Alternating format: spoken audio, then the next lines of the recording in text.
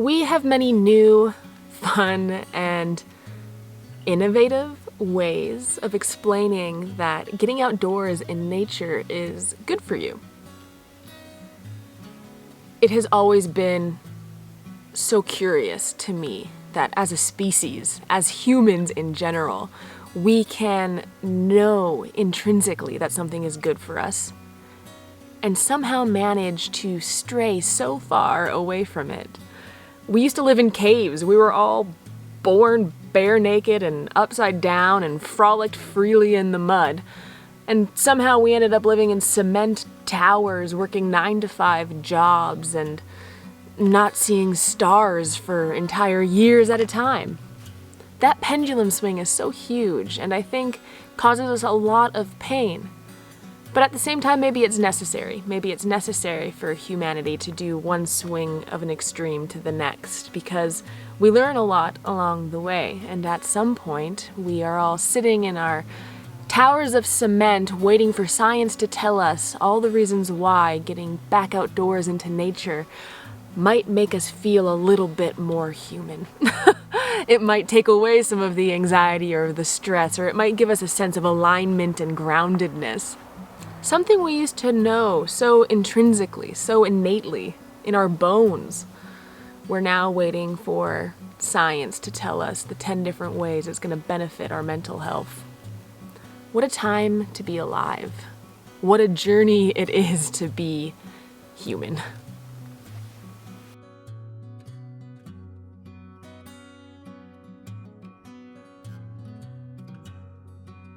In this episode of Self-Love September, I wanted to unpack the profound impact that being in nature can have on our well-being. Plus, it is 2023, so there are some new terms for the different ways of existing outside. First up, let's talk about grounding, which is also known as earthing. The name is pretty self-explanatory, but in case if you didn't know, grounding or earthing is the practice of physically connecting your body to the earth, whether that is walking barefoot in the grass or in the soil, playing and rolling in the dirt, or covering your body with mud.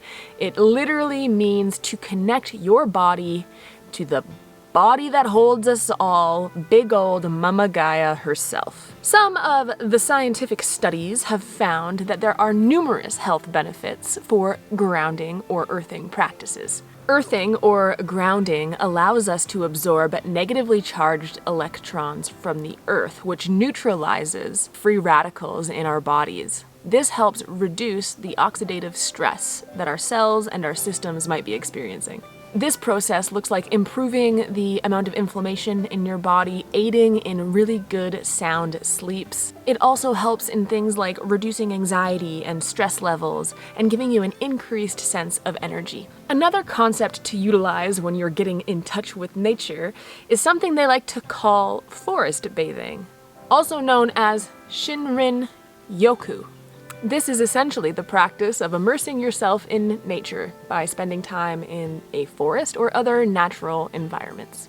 Of course, this has been found to have numerous health benefits like reducing stress, reducing inflammation, lowering your blood pressure, increasing your immunity, and your overall mood. Forest bathing works by exposing the human body to phytoncides, again with the pronunciation, I'm sorry, which are essentially little antimicrobial compounds that are produced by our tree friends. The last new name for an ancient old practice would be water gazing.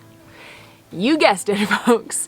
Water gazing is the practice of gazing at water or simply being near water. I think we all have experienced the very tranquil effects of listening to a waterfall or maybe even a fountain. But science is showing that there are actually numerous health benefits for this practice as well. So while you are grounding or forest bathing, if there's an opportunity to do it near a flowing body of water, it could be a creek or a river, or even near a lake where you could peacefully gaze and relax. It is highly recommended. If you have been noticing a trend, you would be correct in assuming that water gazing can help lower inflammation in your body, reduce anxiety and stress, increase your immune system, and overall feelings of energy and vitality, all while calming your mind. I know that classifying different ways of being outside might seem a little bit silly, and I know I've been poking fun at these new names for very old practices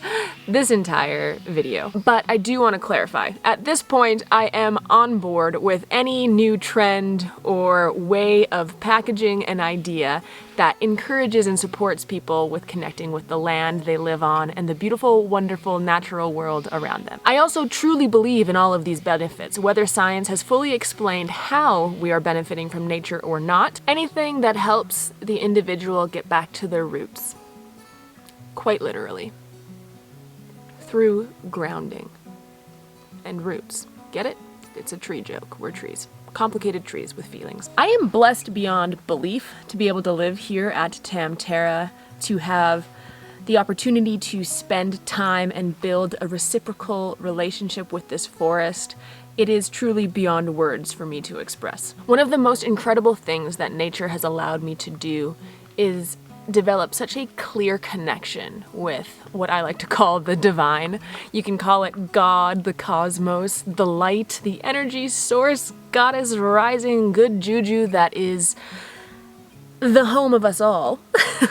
When we spend time outside, we are surrounded by the beauty and wonder of creation itself, of life force flowing, moving, co-creating, rebirthing, dying, rotting, decaying, so much movement. This can help us feel so much more connected to the divine or to God or the cosmos. Whether it's in the majesty of a mountain range or the slow meandering stream you're looking at. Connecting with nature and observing nature has a way of inspiring awe and wonder and never fails to instill a deep sense of gratitude in me. Another beautiful synchronistic perk of being in nature is a true sense of alignment. It helps us feel grounded and centered, reminding us of the cycles of life and the interconnectedness of all things, including us. It means that we have a home in nature. We're not separate from nature, and there is such a deep comfort in knowing that you're accounted for, that you belong in and with a collective whole, that you're considered when the rhythms and the wheels of the years change. For me, this allows me to feel deeply rooted in my own being and allows me to trust that I contribute something. And in a way, patience in the unfurling of the larger plan, of your role in the grand scheme of things. Trust, patience, and alignment are all incredible little teachings and offerings that the forest has given me over the years. Sometimes I learn those teachings and lessons gracefully, and sometimes the forest is a harsh teacher and will put you right back in your place. Spending time in nature, at the end of the day, even if you take out all of the spiritual jargon and juju that I just threw at you, it is refreshing, revitalizing, and renewing. It gives you more vitality and more energy to participate in your own life, and I think that that's a gift enough in and of itself. At the end of the day, I truly don't know who I would be if I didn't have the relationship that I do with the forest, or if I didn't have the opportunity and privilege to spend as much time as I do here at Tamterra on the land. So on that note, a deep, heartfelt thank you to my wonderful mother, the Tammy in Tamterra, and the one who instilled a deep respect and an understanding and awareness of the reciprocal relationship that we have with all living things. Thanks, Mom. You're the MVP. As always, my friends, I'll see you all back here very shortly with another video. I hope that you feel inspired or motivated to find a way to connect with the nature around you, whether that is putting your feet on a chunk of dirt somewhere in the suburbs, finding a lake to gaze at, or rolling in the mud and fully rewilding yourself. May the force be with you.